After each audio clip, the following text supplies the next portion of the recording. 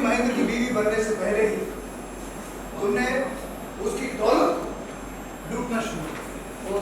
सारी पेमेंट्स ऐसी की गई हैं। सर आपका क्या? अरे हमारे पास अर्नब गोस्वामी जी सर। संसार का तो पता नहीं, हाँ इस देश की तो बहुत कुछ यहाँ पे लगी हुई है। बट हाँ, बहुत बड़ा मुद्दा एक तरह से मीडिया में उठा हुआ है कई महीनों से।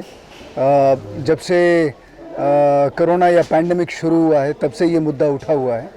एंड वेल, हम ये नहीं कह रहे हैं कि हम किसी तरह का सल्यूशन यहाँ आपको बताने की कोशिश कर रहे हैं, लेकिन जो डायरेक्टर और प्रोड्यूसर ने मिलके एक कहानी बनाई है या जो उन्हें लगता है कि हुआ होगा या वो आप लोगों के सामने दर्शाने की हम। जी सर जी, जैसे मैंने बोला कि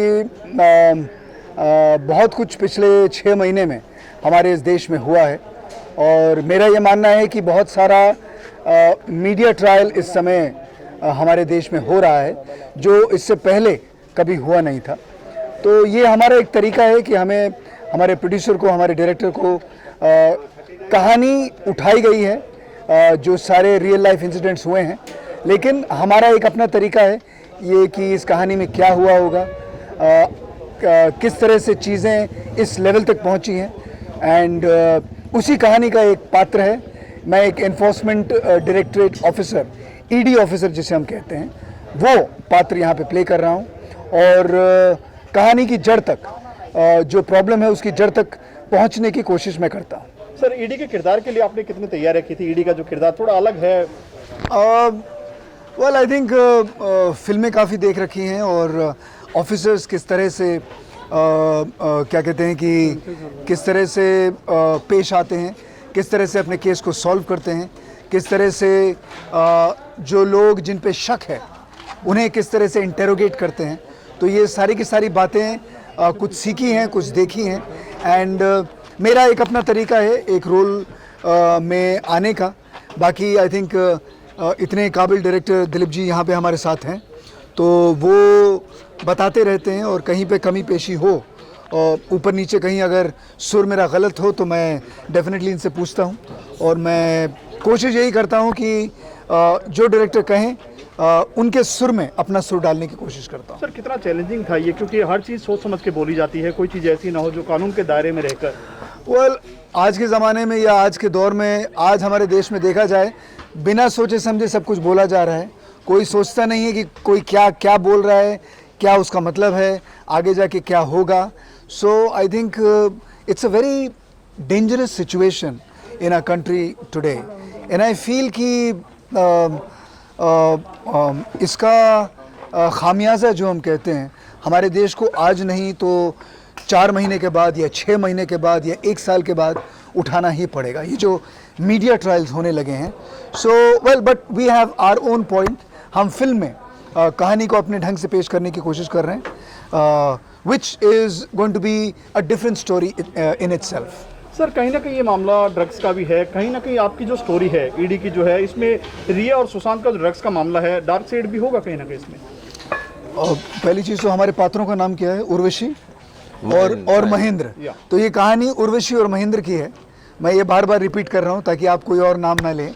बट वेल, असल कहानी में भी जो जो चीज़ें हैं हम उन्हें टच करने की कोशिश कर रहे हैं। पावना डैम का जो मैटर था, हाँ, काफ़ी अहम है सुशांत को लेकर, क्योंकि ये चीज़ें काफ़ी मोड़ बदल गया है, पूरा ड्रग्स पे मामला आ गया। नहीं, अभी जैसे मैंने बोला ना कि व्हाट इज़ हैपनिंग, ये मेरा थॉट प्रोसेस है।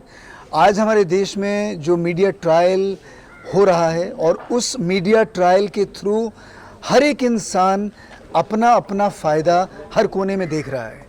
असल में सुशांत के साथ या हमारे पात्र महेंद्र के साथ क्या होना चाहिए, क्या नहीं होना चाहिए, ये सब भूल गए हैं। सब इस समय किसको क्या चाहिए, आई एम श्योर कि आधे लोग जो सुशांत के बारे में बात कर रहे हैं वो उनसे मिले भी नहीं होंगे, आधे लोग उनको जानते भी नहीं होंगे, आधे लोगों ने उनका काम भी नहीं देखा होगा। लेकिन टुडे एवरीबॉडी अपना फ़ायदा देखते हुए कोई ना कोई कमेंट कर रहा है, which I feel is very very unfair. Sir एक आर्टिस्ट से हट के अगर आपसे एक निजी सवाल पूछा जाए क्या कहना चाहेंगे जो ये ड्रग्स का मामला चला है, दीपिका पादुकोण सारा उन्होंने कहा है कि हम जो माल है हम सिगरेट को बोलते हैं, है छोटी सिगरेट, बीड़ जो है बड़ी सिगरेट को बोलते हैं। मेरा इसमें बहुत ही सिंपल सा जवाब है, आप किसी भी प्रोफेशन को उठा लें, हर प्रोफेशन में उसके गुड पॉइंट्स भी होते हैं और उसके नेगेटिव पॉइंट्स भी होते हैं। अभी कुछ नेगेटिव पॉइंट्स अगर उठे हैं, इसका ये मतलब नहीं है कि पूरी की पूरा का पूरा वो जो प्रोफेशन है वो नेगेटिव हो गया है। आप जितने भी लोग हैं इस इंडस्ट्री में कितने सालों से काम कर रहे हैं, मैं खुद इतने सालों से काम कर रहा हूँ। अगर आप मुझसे पूछेंगे, मैंने ज़िंदगी में कभी सिगरेट, दारू, शराब, ड्रग्स किसी भी चीज़ को हाथ नहीं लगाया है। तो मैं ये नहीं कहूँगा कि मेरे जैसे लोग नहीं हैं, मेरे जैसे भी बहुत लोग हैं और स्पेक्ट्रम की दूसरी ओर दूसरे तरह के लोग भी हैं, लेकिन उनकी वजह से सब कुछ नेगेटिव नहीं होता है और मेरी वजह से सब कुछ पॉजिटिव भी नहीं होता है। अमन जी, आप बच्चन साहब से भी काम साथ में कर चुके हैं, इतने बड़े स्टारकास्ट है और कई मामला बच्चन जी कभी कभी बोलते हैं, लिखते हैं, तो आज तक उसने कभी सामने नहीं आए कोई चीज़ के बारे में। जया जी का इतना मामला हुआ, तो ये बॉलीवुड से रिलेटेड लोग जो सलाह देनी चाहिए, कुछ अच्छी बात करनी चाहिए, अब तक सामने क्यों नहीं आते? बड़े स्टार चुप हैं, क्यों सामने नहीं आते हैं? आई थिंक इसके बारे में मैं कुछ नहीं कह पाऊँगा, बिकॉज हर एक आर्टिस्ट की अपनी कोई जिम्मेदारी होगी, अपनी कोई बात होगी। और दूसरी चीज़, कोई भी इंसान कुछ कहना चाहे या नहीं कहना चाहे, आप किसी से ज़बरदस्ती कुछ बुलवा नहीं सकते हैं। Everybody has the right to say something and everybody has the right not to say anything at all. नहीं, कई लोग ऐसे भी बोलते हैं। नहीं, वही मैं आपको बता रहा हूँ। अगर एक इंसान कुछ नहीं बोल रहा है, इसका ये मतलब नहीं है कि वो कुछ बोलना नहीं चाहता है। मे बी समय सही नहीं है, मे बी सही वक्त पे वो बोलेंगे, मे बी इस समय उनको लग रहा है कि उनका बोलना ठीक नहीं होगा। तो मेरा ये मानना है, कोई इंसान नहीं बोल रहा है, इसका ये मतलब नहीं है कि वो अच्छी बात कही है, ये बहुत अच्छी बात। This is, everybody has the right to keep quiet and everybody has the right to say something. तो आप किसी पे निशाना नहीं साध सकते हैं क्योंकि वो नहीं बोल रहा है, कोई ज़बरदस्ती नहीं है। ऐसे तो फिर मैं आपको बोलूँगा, भाई आप ये कैमरा क्यों पकड़ें, आप जाके कुछ और काम कीजिएगा। आप बोलेंगे भाई ये मेरा काम, मैं ये करूँगा, आप कौन होते हैं मुझे बोलने वाले?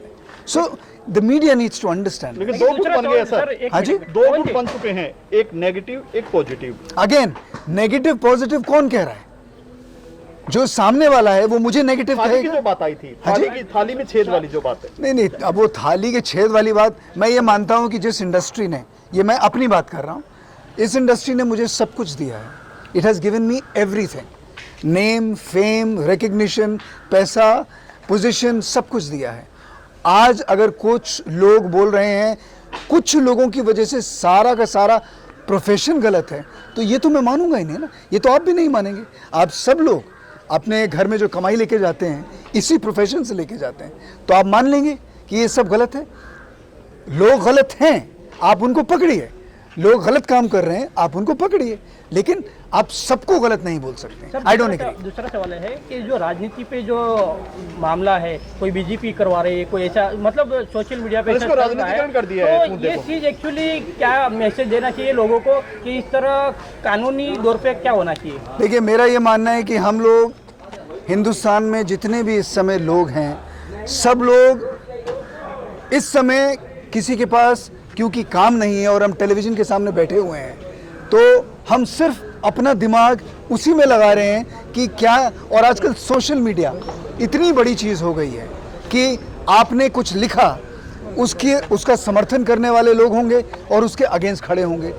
लोग ये नहीं देखते हैं कि क्या सही है या क्या गलत है, लोग ये देखना चाहते हैं कि सबसे पहले खबर किसने डाली, वो सबसे बड़ी बात है। खबर सही है या गलत है उससे कोई लेना देना नहीं है, सच्ची है झूठी है कोई लेना देना नहीं है। मेन चीज़ है सबसे पहले खबर किसने डाली, किसने सबसे पहले अपनी चाल चल दी और टीआरपी कैसे बटोर ली। सर, आप क्या कहना गुलाटी जी क्या कहना चाहेंगे? सर को ईडी के लिए खास आपने लिया, क्या सोच समझ?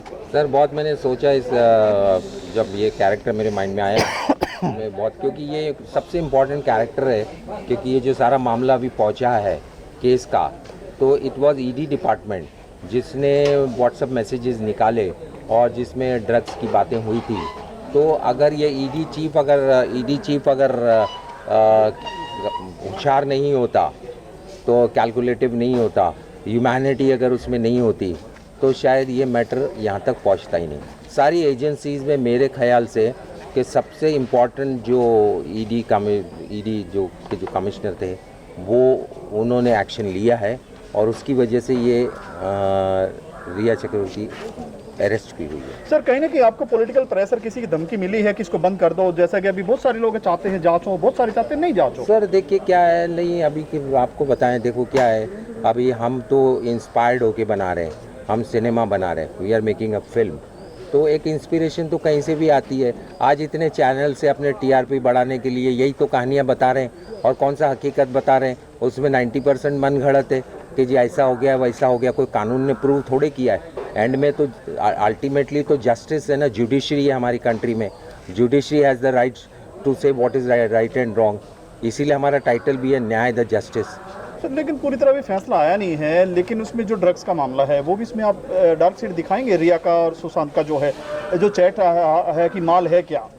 देखिए क्या है, माल है क्या, ये तो अपना इनके दोनों की उसमें तो था ही नहीं, ये कहीं और ही डाइवर्ट हो गया है, वहाँ पे गया है ना। रिया के मैटर में ये था ना, सुशांत के मैटर में माल की बात थी। और इसमें सर और कितना मुश्किल था आपके लिए सब शूट करना, ये सब चीज़ें कितना चैलेंजिंग आपके लिए? नहीं, चैलेंजिंग ये होता है कि देखिए जब आप सिर्फ इंस्पिरेशन लेके चलते हैं तो चैलेंजिंग हो जाता है। अगर आप बायोग्राफी बना रहे हैं तो इट इज़ ईजी कि भाई जो है वो आपने ले लिया। अभी चैनल में क्या आ रहा है कि अभी 8 तारीख को ये हुआ, फिर 13 तारीख को ये हुआ, लेकिन वो क्यों हुआ, क्या सर्कमस्टांसेस थे, किस हालात में ये हो सकता है, वो एक फिक्शन हमने अपना मनगढ़ंत क्रिएट किया है कि ऐसे हालात में ऐसी चीज़ हो सकती है। चैनल के पास ये न्यूज़ है कि उस तारीख को क्या हुआ, लेकिन क्यों हुआ होगा, किस वजह से हुआ होगा, क्या हालात हुए होंगे, वो चीज़ें हमने अपने माइंड से अप्लाई करके ढूंढने की कोशिश की और उसको पेश कर रहे हैं अपनी तरीके से। शक्ति जी का क्या किरदार है इसमें? शक्ति जी इसमें नारकोटिक्स के चीफ का प्ले कर रहे हैं रोल, और एक उनका एक अपना अप्रोच है, अपनी वो एक अपना वो लेके चल रहे हैं, नारकोटिक्स वाले अपना एक कॉन्सेप्ट बनाया है, बिकॉज नारकोटिक्स वालों का उसके सुसाइड या मर्डर से तो कोई मतलब है ही नहीं। Thank you sir. True true. बाजू